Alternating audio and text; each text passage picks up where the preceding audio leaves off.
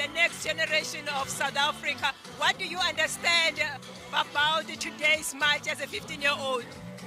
Imatsha namhlanje ingokugqugquzela uhulumeni ukuthi abantu bokufika behambe ngoba ubaphala umthatho washo ukuthi abantu bokufika sebebaningi kakhulu la eSouth Africa ngendlela yokuthi badayisa ama-drugs, bavula iy'tolo, bavala amathuba omsebenzi kwabanye abantu bala eSouth Africa.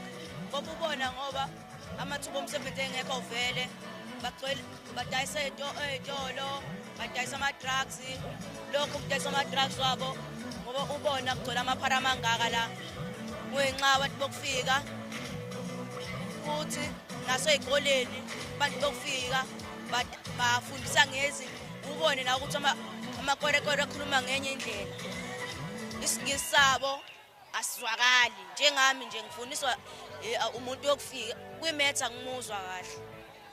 So what message do you have for the president?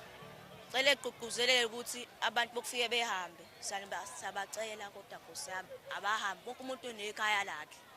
So what are you saying about those ones who are legal in the country? Hayi labo asinankinga mina nje anginankinga nabo.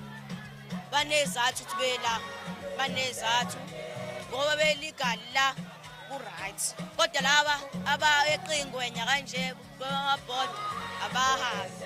Ngoba isho nengoma sekwanele abahambi.